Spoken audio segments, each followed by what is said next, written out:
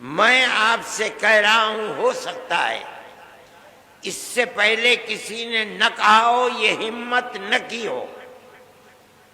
اس ملک کے اندر جس میں 250 سال تک اس ملک کا ہندو، مسلمان، جین، بدھ، ہر آدمی کے گلے کے اندر انگریز کی غلامی کا طوق پڑا ہوا تھا۔ ہر آدمی غلام تھا۔ اگر کسی جگہ سے آزادی وطن کے لیے جہاد کی آواز نکلی ہے وہ مدرسہ ہے۔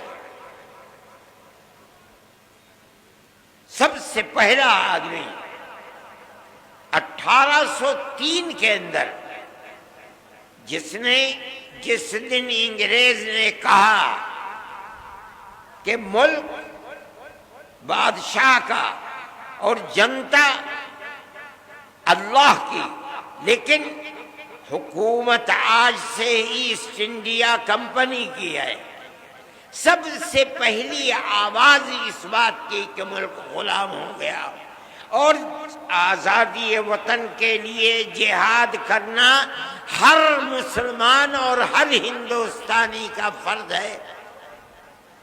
ایک عالم دین کی آواز تھی جو حضرت شاہ ولی اللہ محدث دہلوی کے بیٹے اور ان کے بیٹوں میں سب سے زیادہ علم جن کے دماغ اور سینے کے اندر پیوستہ، شاہ عبدالعزیز صاحب محدث دہلوی، ایک مدرسے کے اندر دلی میں، جس کو لوگ ان کے دادا کے نام پر رحیمیہ مدرسہ کہتے ہیں، آج بھی وہ کلا محل کے اندر اس مدرسے کی باقیات موجود ہیں۔ اس مدرسے سے آواز نکلی تھی کہ ملک غلام ہو گیا، ہندو غلام ہے، مسلمان غلام ہے، اکثریت غلام ہے، اقلیت غلام ہے، ہمیں جہاد آزادی کرنا ہمارا مذہبی فریضہ ہے۔ مدرسے کا یہ کردار ہے۔ اس مدرسے کو لٹوا دیا گیا، نام و نشان مٹ گئے، لیکن شاہ عبدالعزیز صاحب کو زہر دے دیا گیا، دلی سے نکال دیا گیا، لیکن وہ ایسا مرد مجاہد تھا کہ سب کچھ برداشت کیا مگر اس سے پیچھے نہیں ہٹے ہوئے۔ یہ ایک مدرسے سے نکلنے والی آزادی تھی۔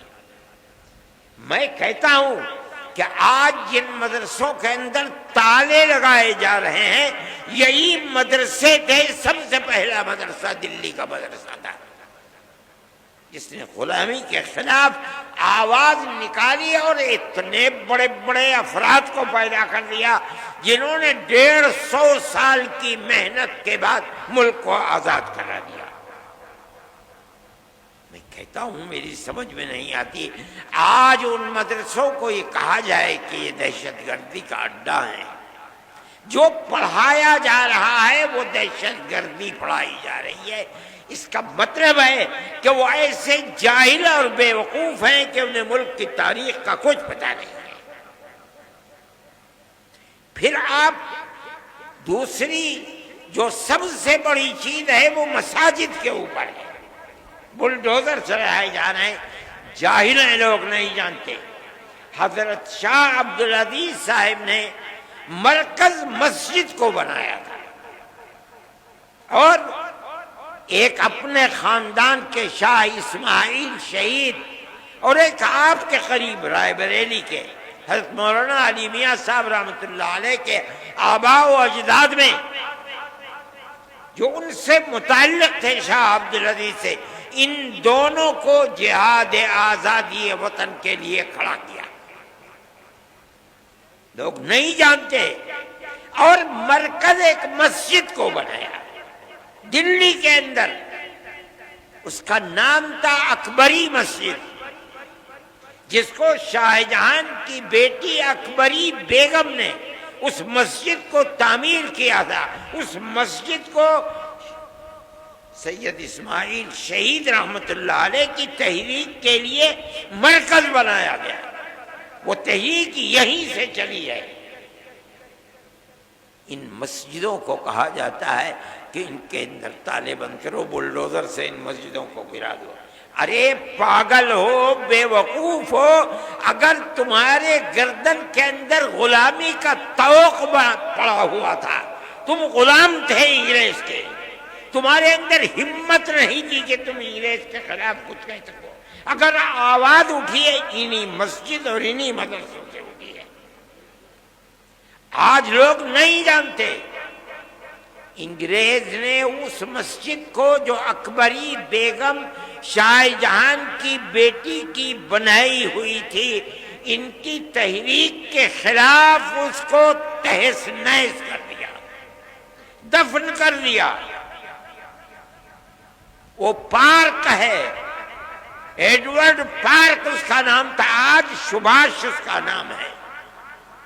دنیا نہیں جانتی جن مدرسوں کو اور مسجدوں کو تم بلڈوزر چلا کر برباد کر رہے ہو، یہی ملک کی آزادی اور غلامی سے نکالنے کی بنیادیں تھی، لوگ نہیں جانتے۔ میں یہ کہتا ہوں کہ کس بنیاد کے اوپر تم ان کی مخالفت کرتے ہو؟ یہی مدرسے تھے کہ اس کے بعد جب تم نے ان مدرسوں کو برباد کرا دیا، انگریز نے برباد کیا، تحریک اپنی جگہ پر رہی، ختم نہیں ہوئی۔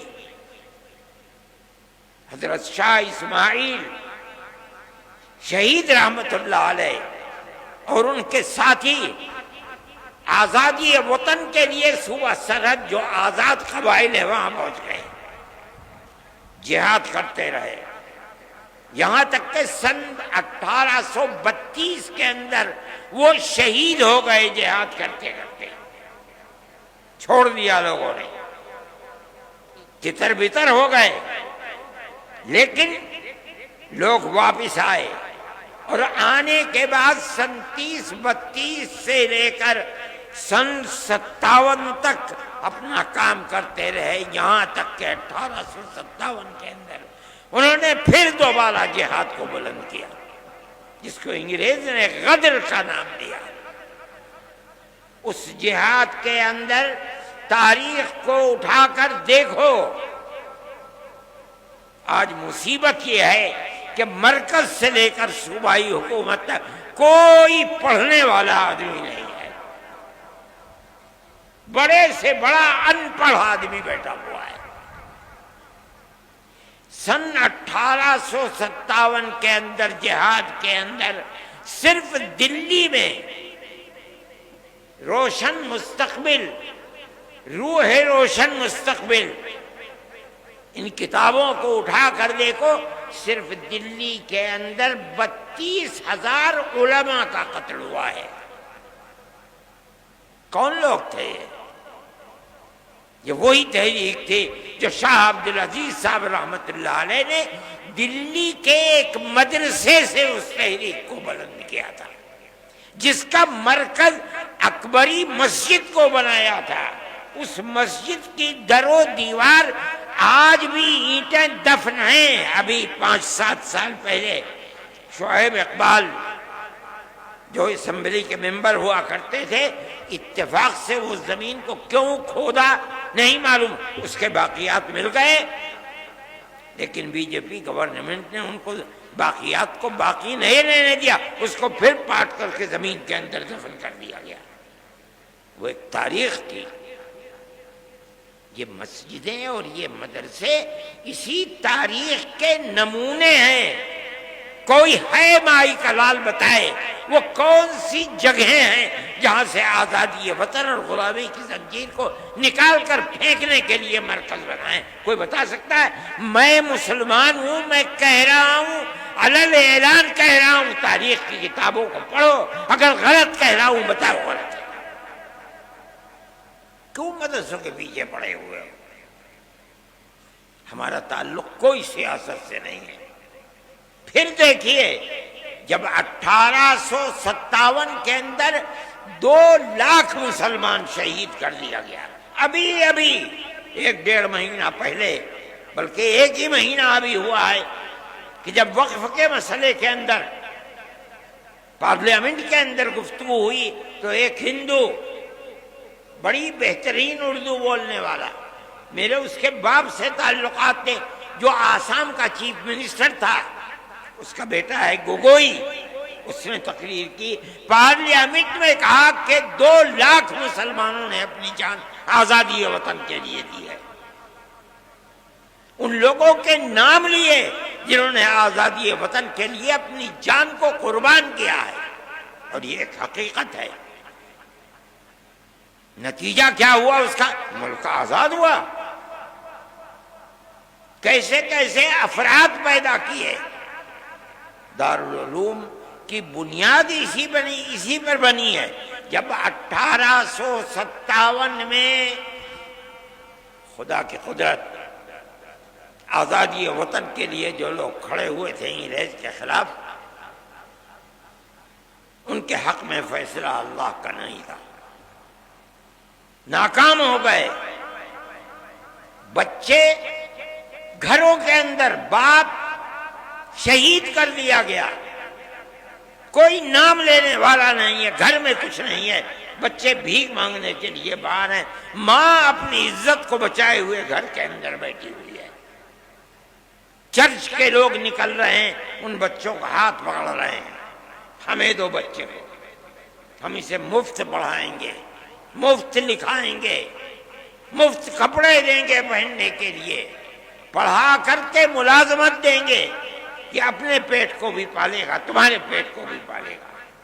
اس صورتحال کو جب عام معافی کا اعلان ہوا اور ان مدرسوں کا بنیادی کردار رکھنے والے حضرت نانوتوی اور حضرت گنگوہی اور ان کی جماعت نے دیکھا تو بیٹھ کر میں مدرسوں کے بنانے کا فیصلہ کیا، اور ٹھیک 9 سال کے بعد سن 1866 کے اندر دارالعلوم کی بنیاد ڈال دی۔ اس بنیاد کے بعد سب سے پہلی شخصیت جو سامنے آئی ہے وہ حضرت شیخ الہند رحمۃ اللہ علیہ کی شخصیت کہی جاتی ہے۔ ان کے شاگردوں کے شاگرد یہ لوگ ایسے تھے کہ جن کے رگو پے کے اندر خون تھا، اور وہ خون آزادی وطن کا تھا۔ وہاں سے پھر آزادی کی تحریک، چین سے نہیں بیٹھے، 2 مرتبہ شکست ہوئی۔ ایک مرتبہ تو وہ شکست ہوئی جس کے اندر شاہ عبدالعزیز صاحب کے 2 شاگرد تھے، اور ایک مرتبہ 1857 کی شکست۔ اس کے بعد انہوں نے دارالعلوم دیوبند کی بنیاد ڈالی۔ کس لیے؟ حضرت شیخ الہند رحمۃ اللہ علیہ فرمایا کرتے تھے کہ حضرت الاستاد حضرت نانوتوی رحمۃ اللہ علیہ نے جس لیے دارالعلوم کی بنیاد رکھے میں اسے جانتا ہوں۔ صرف کتابوں کا پڑھانا نہیں تھا، بلکہ غلامی کی زنجیروں کو توڑ کر پوری قوم ہندو مسلم کی قوم کو زندہ و آزادی کے ساتھ ملک میں جینے کا حق دلانا تھا۔ یہی بنیاد تھی کہ وہ تنہا نہیں بیٹھے، انہوں نے اپنے شاگردوں کو لیا۔ دارالعلوم کی بنیاد جس مقصد کے لیے پڑی وہ یہ مقصد تھا۔ پھر ایک مدرسہ نہیں، اس مدرسے سے 50 سال کے اندر سن 66 سے لے کر تقریباً 80 سال کے اندر ہزاروں مدرسے ملک کے اندر بنا دیے گئے، یہاں تک کہ سن 47 کے اندر ملک آزاد ہو گیا۔ ان مدرسوں کی بنیاد کیا تھی؟ آزادی وطن بنیاد تھی، غلامی کی زنجیروں کو توڑنا تھا، یہی بنیاد تھی کہ حضرت شیخ الہند رحمۃ اللہ علیہ نے آخری سانس ملک کی آزادی کے لیے انہوں نے اور ان کے شاگردوں نے، مفتی کفایت اللہ صاحب، شاہ جہاں پوری، حضرت مدنی، انور شاہ کشمیری، اور اس کے بعد ان کے شاگرد، یہاں تک کہ ملک سن 47 کے اندر آزاد ہو گیا۔ اور حضرت شیخ الہند رحمت اللہ علیہ کے اندر اللہ نے آزادی وطن کے لیے کتنی طاقت رکھی تھی اور کیسا جذبہ تھا، ایسے افراد دنیا کے اندر کم ملتے ہیں۔